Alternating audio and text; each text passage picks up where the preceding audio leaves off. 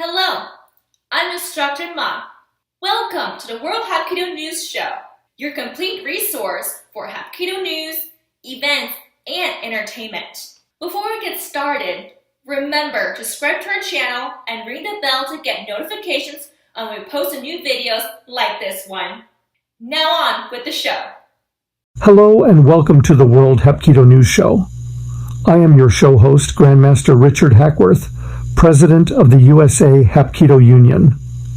I am the Grandmaster of Hai Muquan Hapkido and the host of the World Hapkido News Show and America's premier Hapkido event, the USA Hapkido Union Instructors Course, held every May in beautiful sunny Florida in Dade City. Today I want to tell you why I think this Korean martial art of Hapkido will soar in popularity over the next decade. As a Grandmaster of Hapkido with nearly 4 decades immersed in its intricate techniques and profound philosophy, I've witnessed firsthand its transformative power and multifaceted appeal. Having trained and taught internationally, I've observed the global martial arts landscape evolve. It is with this experience and deep conviction that I share my perspective on why I believe Hapkido is poised to become one of the world's most popular martial arts within the next 10 years. While other disciplines have enjoyed periods of immense popularity, Hapkido possesses a unique combination of attributes that resonate with the modern individual seeking effective self-defense, holistic well-being, and a rich martial arts tradition. Here are my top 5 reasons for this anticipated surge in Hapkido's global recognition. 1. The comprehensive nature of its techniques. Hapkido is not a one-dimensional martial art. Its curriculum is remarkably diverse, encompassing a vast array of techniques designed for a multitude of situations. Unlike some styles that primarily focus on striking or grappling, Hapkido seamlessly integrates striking, powerful punches, kicks, including dynamic and aerial variations, and joint strikes targeting vital points. This provides practitioners with effective offensive capabilities. Joint locking and manipulation, sophisticated techniques to control, immobilize, and neutralize an opponent through the manipulation of their joints. These techniques are highly effective regardless of size or strength disparities.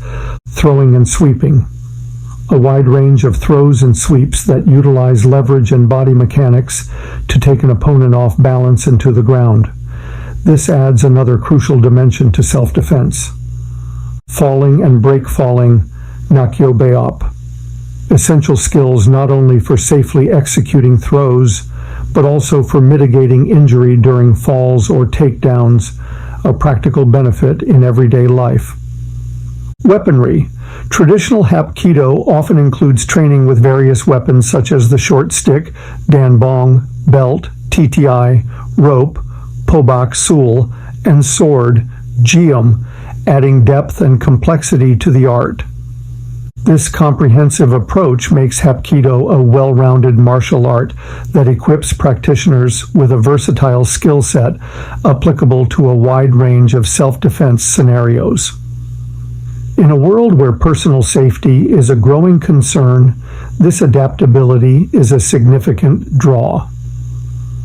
2. Its emphasis on practical self-defense. At its core, Hapkido is a martial art designed for real-world self-defense. While it incorporates discipline, respect, and physical conditioning, its primary focus remains on effectively neutralizing threats. This practicality is a major factor in its growing appeal. Focus on efficiency. Hapkido techniques emphasize using an opponent's force against them, making it effective for individuals of all sizes and strength levels. This is particularly empowering for those who may feel physically disadvantaged. Targeting vulnerable points. Techniques often target pressure points and weak areas of the body, allowing for decisive and rapid control of an aggressor. Adaptability to various situations. The diverse range of techniques ensures that practitioners can respond effectively to different types of attacks, whether they involve strikes, grabs, or holds. Mental fortitude. Hapkido training instills a strong sense of awareness, confidence, and the ability to remain calm under pressure, crucial elements for effective self-defense.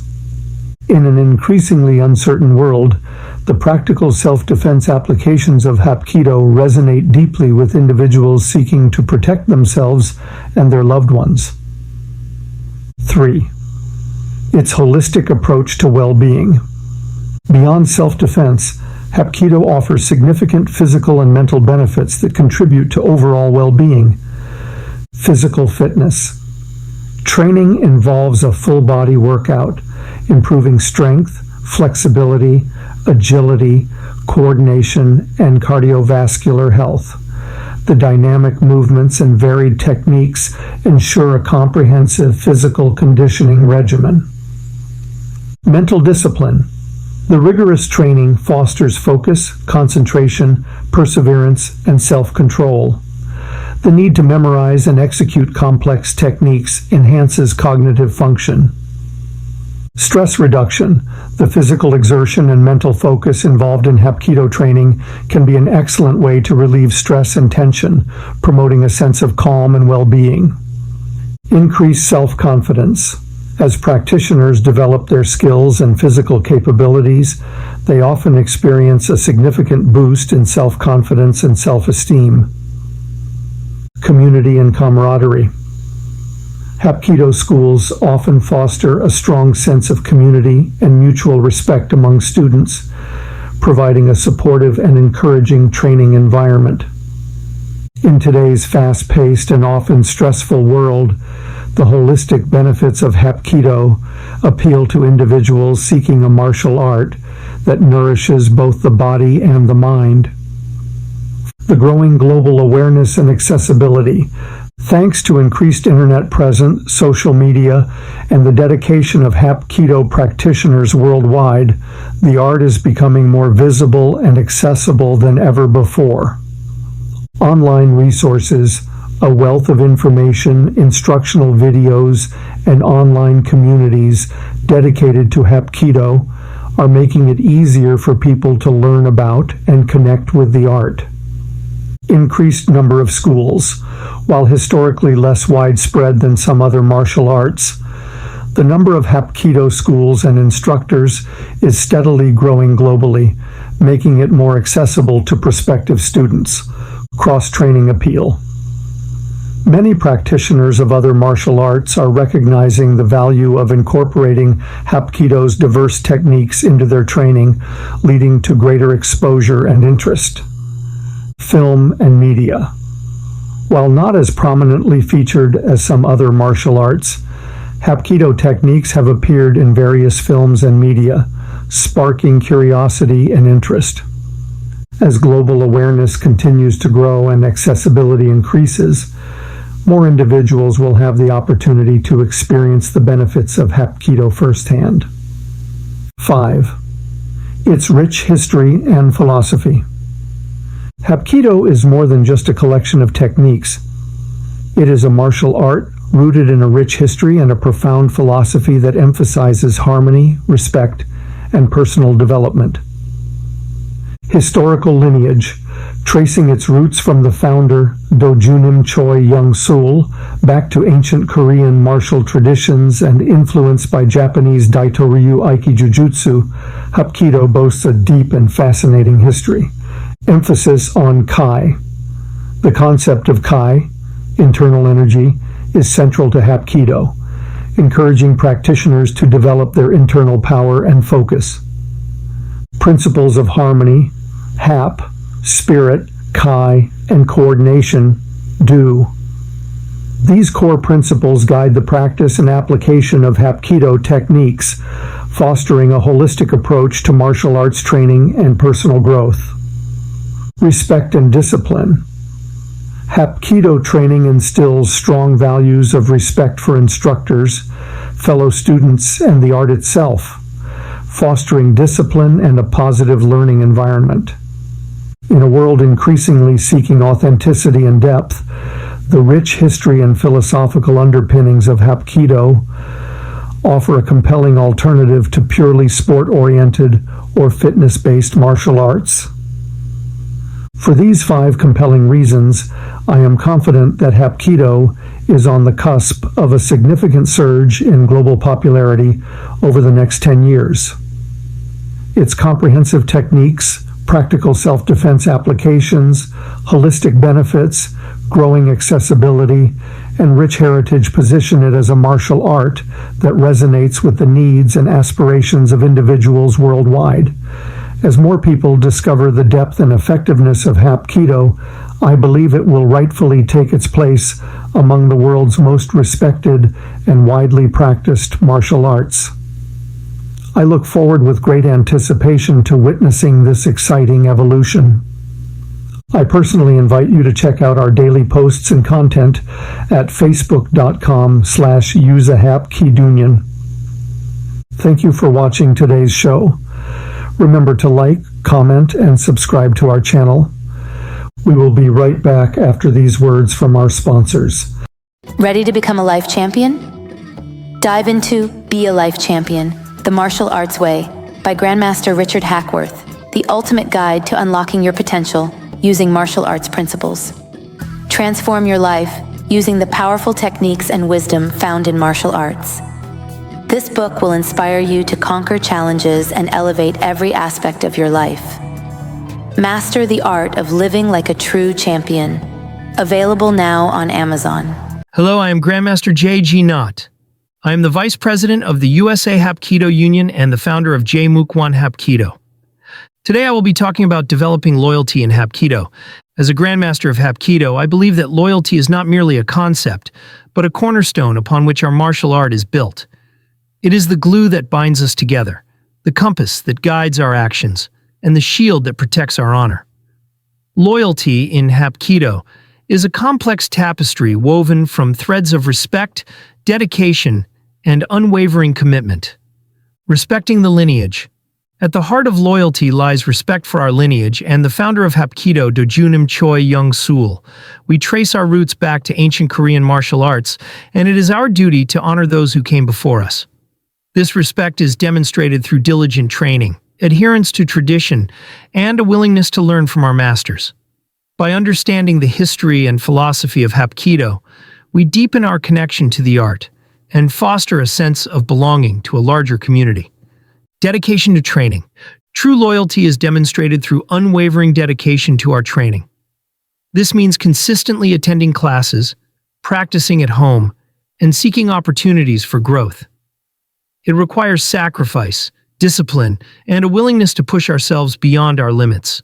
By committing ourselves to rigorous training, we not only improve our skills, but also strengthen our bond with the art and its practitioners. Upholding the code of conduct. Hapkido is more than just a physical discipline. It is a way of life. We are bound by a code of conduct that emphasizes honor, integrity, and respect for others. By adhering to this code, we uphold the reputation of our school and the entire Hapkido community. This includes treating our fellow practitioners with kindness and respect, avoiding conflict whenever possible, and always striving to be positive influences in our communities. Supporting the Hapkido community. Loyalty extends beyond our individual training. It encompasses a commitment to supporting the entire Hapkido community. This means attending seminars, workshops, and other events, participating in community service projects, and sharing our knowledge with others. By actively engaging with our community, we strengthen our bonds with fellow practitioners and contribute to the growth and development of Hapkido. Embodying the spirit of Hapkido. Ultimately, loyalty is about embodying the spirit of Hapkido. This means living a life of balance, harmony, and self-improvement. It involves cultivating a strong mind, body, and spirit, and using our skills for the betterment of ourselves and others. By striving to live up to the ideals of Hapkido, we honor our lineage, inspire future generations, and leave a lasting legacy. Remember, loyalty is not just a matter of words. It is a matter of action. By consistently practicing the principles of respect, dedication, and commitment, we can develop the loyalty that is essential for true mastery in Hapkido. Thank you for watching today's show. I look forward to meeting you in person at one of our events soon. If you practice Taekwondo, Tang Soo Do, Hapkido, Judo, or any other Korean martial art, you will find the top experts in the world in our community at facebook.com/groups/Korean martial arts. We invite you to join today. Martial Arts Lifestyle 365, the world's leading martial arts resource. Hi folks, Steve O'Keefe again, joined by John Walsh. We're going to go through a quick technique here. Again, I was talking to Grandmaster Hackworth and he was talking about some techniques that he would like to see being filmed. Now, in the Kung Fu that I do, more so than the Hapkido that I've learned, blocking and checking of an oncoming weapon is more so the system I do. In some systems, blocking and checking the oncoming arm. So John is going to throw, we're just going to pick a haymaker for the sake of the video. We're going to pick a haymaker with his right hand. It's the block here. This is blocking the oncoming weapon, but I'm using my chopping part of my hand against John's bicep. Now, the idea being that I'm going to kill his arm off as quick as I possibly can. So when John throws the haymaker, block and check. There's my elbow strike to the side of his head, knee, and then I can take him down. I can do whatever I need to do, okay? But the check being the problem for him is when I check that, because I do so much braking, because I do so much conditioning, when I check his arm, I'm now hitting him in a way that's going to deaden his arm. And I want to take away John's idea of hitting me again with this arm. So when I block and check, I really check hard. And again, I've got my elbow, I've got my wrap ups, I've got my knees to the chest, I've got whatever I need to do. The initial movement of me blocking and checking John's arm is where I really want to go, because I want to try and take away that arm. That arm that's attacking, I don't want him to attack me with that again. It's obviously a stronger arm and he favours that. So by the fact that he threw a big haymaker, I was able to block with this part and check the bicep or his front deltoid, the upper shoulder. Okay, so once I do that, it takes away John's will and want to throw that hand again. Just a quick clip, guys. Hope you enjoyed it. Back for more next time. Ladies and gentlemen, boys and girls, children of all ages, it is time for you, yes you, to follow the world's leading martial arts profile at Instagram.com/WMA Media Official, where you can get the most motivational, inspirational, and educational advice from the world's leading martial arts organizations all in one place. Hello, this is Grandmaster Ronald Stone. Glad to be back with you again. For those of you who didn't see the previous cast, I'm in street clothes rather than the Grandmaster outfit that I've worn for a number of years. I've been on the mat 54 years. I'm an eighth Dan. I really believe in the martial arts, but we're going to talk today about improvising weaponry when you don't have a gun, a knife, or you're allowed to carry anything. You're in a safe zone. What do you do? Well, I know a lot of people that carry not only their wallet, they carry a fake wallet. So if somebody is mugging you, is trying to get your money and whatever, let's say you're in a situation where you just want to get out of there. Handing them hopefully an empty blank wallet with nothing in it, but you might want to keep a couple of fake, sometimes you keep a couple of fake credit cards, expired ones or old ones, stuff them with, paper or newspaper, make that thing, fairly thick and believable. And don't just hand it to the guy. If you drop it, I'm sorry, it might be enough for you to run away. Employ one of your martial arts techniques. But the thing to remember about the wallet is if you get this thing full enough, it makes a very nice striking weapon. I'm going to use Grandmaster Miller here as my practice partner and abuse him a little bit here. But it's nice and full of, old credit cards, and maybe you got even a couple of coins in there or whatever.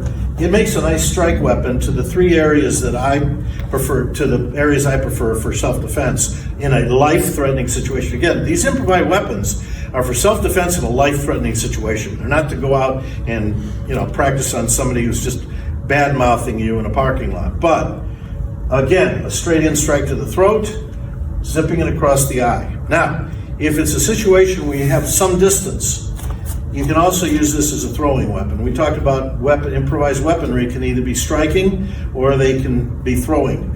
When you throw something like this, you don't want to toss it at them. What you want to do is grab it like a ninja star, and it's empty, so you'll be okay. But the way to throw this is not at the face, because the face, easy to dodge and easy to block with their hands. So you want to throw this as hard as you can right at the sternum. And if you throw this thing just right, it'll take enough of his wind out of the sails to give you a moment or two. And you can use that moment or two to either run away or take out the remaining target. And as we explained before, the targets for life and death self-defense are eyes, throat, and knees. So if you hit him hard enough in there, it'll bend him over enough that it might give you a chance for a thumb spike to the eye, another thumb spike to there, or take out the neck. So even a simple wallet can be used for that. And again, like I said, if you hand it to him and you fumble, I'm sorry, you now have a chance to hopefully get in an attack, if not at least a distraction to try to run away. Anyway, just something as simple as a wallet. Now, so again, that's our tip for the day, and I want to thank you and thank Grandmaster Miller for taking the punishment, and hopefully we'll be back for you for another segment. As a martial arts instructor, you are dedicated to your students and your craft. But let's face it, your body wants sleep, your mind wants money, and your heart wants more time with your family. With the World Martial Arts Marketing Program, you can have it all. Our unique system is designed to help you grow your school, attract new students, and increase your revenue. Our proven strategies will help you optimize your online presence, streamline your operations, and create a thriving community around your school, so you can focus on what you love most, teaching martial arts and spending quality time with your loved ones. Join the World Martial Arts Marketing Program today and discover how we can help you achieve your goals. Hi folks, Steve O'Keefe here. Welcome to video 2 of the next sequence of breaking techniques and what it requires for you to go through. What's required for you to go through to be a good board breaker, concrete breaker, all-around breaker. And again, my visualization of what I want to see from certain martial arts, what I would like to see. I've always had breaking in my martial arts, and I've always had breaking in my life.